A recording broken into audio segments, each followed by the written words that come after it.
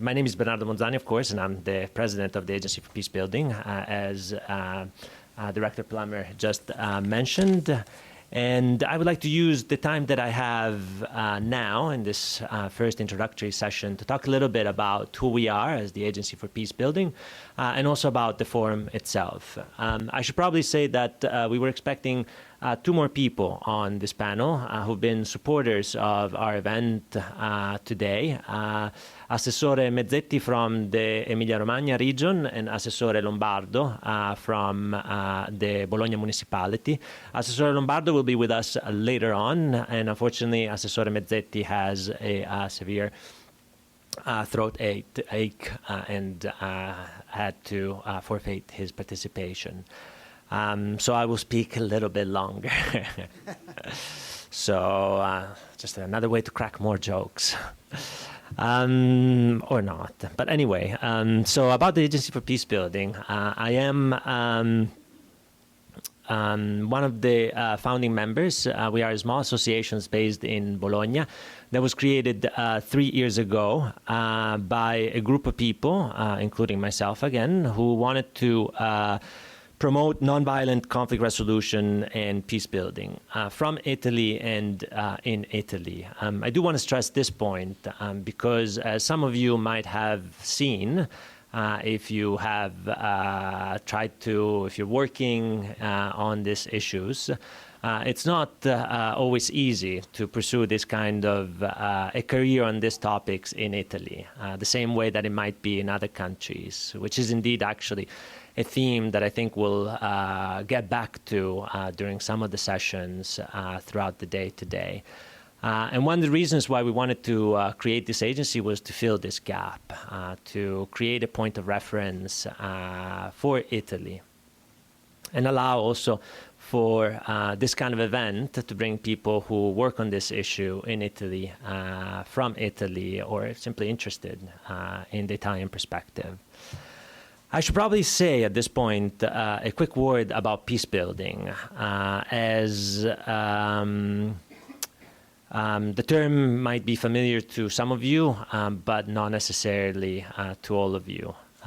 So for us, the Agency for Peacebuilding, and for most of the people that work professionally on peace building around the world, the term refers to all those efforts that are supposed to move people away from violence towards positive peace. Now, the idea of positive peace is quite important because it means that we're not just talking about the absence of violence like you would have in a civil conflict or in a war. We're talking about in a situation that is not violence, doesn't have direct violence like that, but also has a measure of social justice, a level of equality, and the respect of civil and human rights. Those are conditions that truly make peace sustainable. And that is the kind of efforts that we include when we talk about peace building. Now, peace building has been sort of framed let's say, as a practice and as a concept by what the UN does. But I do want to stress that it's not just about the UN. There's very many different organizations, actors, individuals working to promote peace building around the world.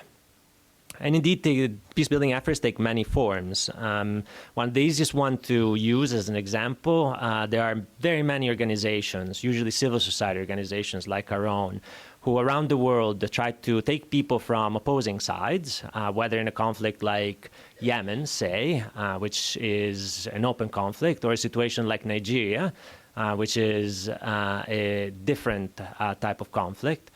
They take people from opposing sides, people that might sometimes even be engaged in violence or anyway belong to communities that or groups that are fighting each other, and they bring them together to manage and facilitate dialogues that are supposed to build trust between individuals and eventually groups. That's one example. Another example that's clearly much better known is what the UN does. And here I would say and probably point to what's happening in Libya right now. The UN there is supporting a national dialogue that is supposed to bring leaders, political leaders, together to try and get them to agree on a way forward, and also at the same time through this process to build people's confidence in institutions, which again is a common trend in peace building, and I think a specific aspect that will come out during today's meetings. The last examples that I want to bring out, because there's I don't want to give the idea that peace building is something that you only do in countries like Libya, like Yemen, and like Nigeria. Peace building is something that happens in Europe too. It's something that happens in Italy. And the best example that I want to bring, partially because we are in Bologna, and this is the Bologna Peacebuilding Forum, is what happened here in the aftermath of World War II, where there was a very concerted, a very intentional effort to, by civil groups, by political leaders, to overcome the hatred and the violence that happened here in Bologna specifically and around Bologna during World War II, and reestablish consensus around social and political policies, and create essentially a sense of unity that would allow for, again, positive peace to be reestablished. And Bologna, I think, from that point of view, represents a really interesting, if not certainly not that discussed case study of peace building that could probably have some lessons also for where we are right now. Italian institutions, like the ones I mentioned, like the ones that supported us for today's event, governmental and non-governmental, have indeed made a lot of contributions to peace and security over the years. That's, I think, anyone who's studied that or who reads the papers has seen many examples of that. We never really had a civil society organization specialized on peace building in Italy, the same way you will find this type of organizations in countries like Belgium, like the UK, like Germany. And that changed when we created the Agency for Peacebuilding 3 years ago. So we call ourselves the first organization specialized in peacebuilding, and that's true. So we are specialized, even though we don't necessarily have the same experience that many other think tanks or research center or NGOs, some of which are actually present in the room today, have in terms of working on this topic. And since we created the agency, we gave ourselves a relatively broad mandate, but we quickly started to work, so to become operational. And we've had some success, I would say, over this last 3 years. Success that in partly justifies why we wanted to have this peace-building forum now. And we regularly publish articles, analytical articles on issues related to peace and conflict in both English and Italian. And our readership, we have been measuring information about that, has been growing. Our articles cover issues from Colombia to Libya, for example, to some of the activities that we do. And including, for example, on promoting the youth, on the role of youth in peace building. And we've noticed that there's more interest.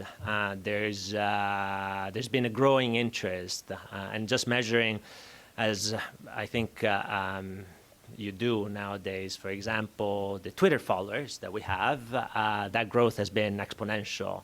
And we found that to be not the perfect indicator, but certainly an indicator of an appetite for the kind of articles and the kind of views and perspectives that we have, and that we try to clearly make unique compared to views and perspectives that other organizations have and disseminate.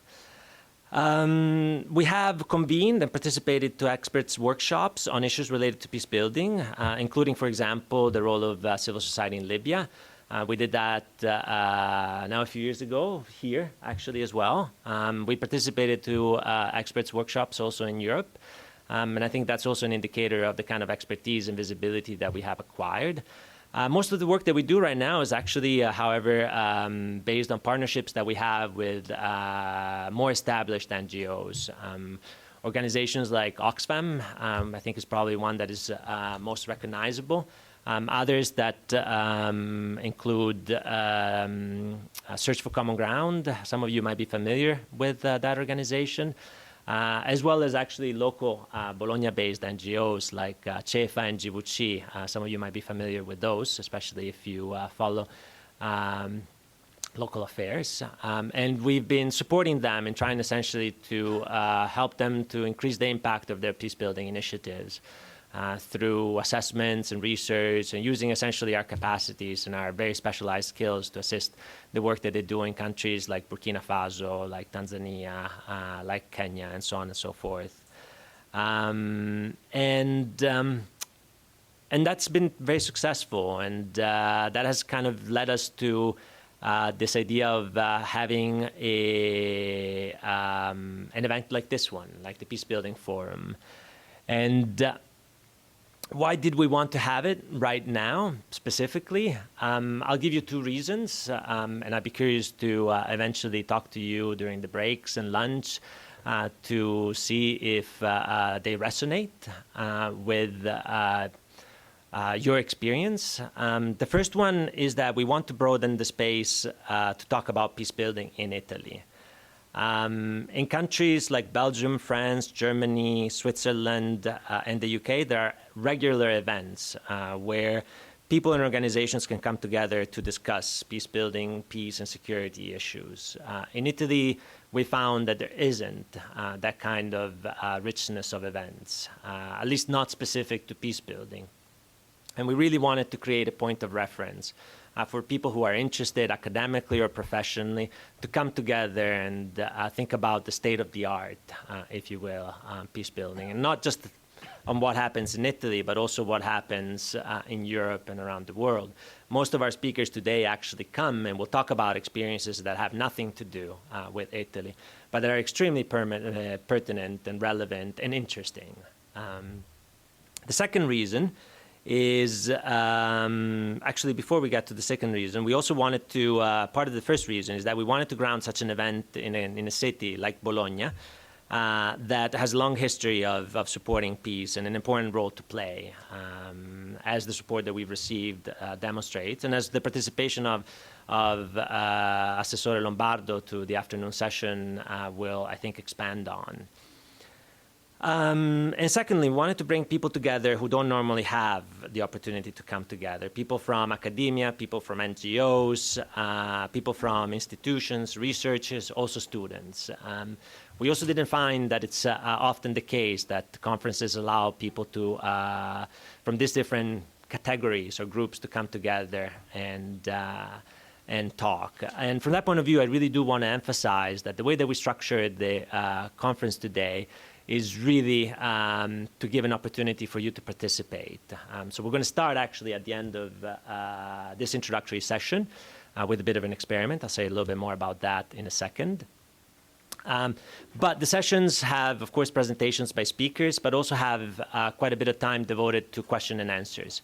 And I really do hope that whoever you are, wherever you're coming from, as long as you're sitting here and you hear something interesting and you want to know more about it, or if you have a comment or an opinion or a question, ask it. We've really kind of tried to devote as much time as we possibly could to making sure that everyone had the opportunity to further explore what we're going to be discussing today. Now, a lot of the dynamics are changing, social, political, economic, and I think many people see that in one way or another. The change is not just happening globally in the relationships between states, but it's happening locally, nationally and locally, in what happens in cities like Bologna and others that people might be coming from. The rules according to which people interact with each other and their institutions are changing too. I think that is a fair assessment that most people would agree with. And what is also changing are the risks and opportunities for building sustainable peace, which is where we come in. To navigate these changes, we thought we needed a different conversation, a bit of a new debate. In one word, we really thought we needed a forum, which by definition is a meeting to discuss issues of and topics of great relevance to all of us. And this is ultimately why we decided to have and to give the name that we chose to the Bologna Peacebuilding Forum. And as an end to my remarks, I really am looking forward to the discussions of today, and to hear from as many of you as possible, also in light of our intention to continue having this kind of events in the years to come. So that's it for the presentation for now. So I will probably at this point go to the, actually before that, so as I mentioned, we have an instant poll that we want to use to kick off the conference, the forum. Before I should do that, that's where my inexperience comes in, I do want to say some thank yous, some important ones as well, because of course this event would have not been possible had it not been for the support that we received from very many different individuals and institutions. Our thanks go in particular to the Rotary Club, Bologna Ovest Guglielmo Marconi, and the Johns Hopkins School for Advanced International Studies, so without which we wouldn't have had the support as well as the venue that we have right now, which I hope you can all agree is quite beautiful in its own right. So we also want to thank Prometeia and the Hera Group for their support. And finally, we want to thank the Municipality of Bologna and the Emilia-Romagna region, and also the Agenzia Italiana per la Cooperazione allo Sviluppo, the Italian Agency for Development Cooperation, all of which have kindly agreed to give us their patronage and help us in disseminating information about this event.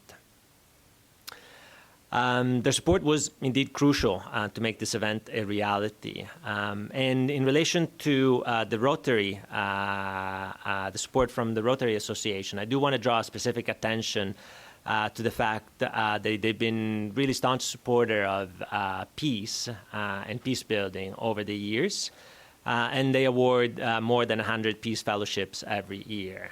Information about those fellowships, in fact, will be available in some of the documents that we'll be making available, I think, in the table back there. And if they're not there now, they will certainly be they're there now?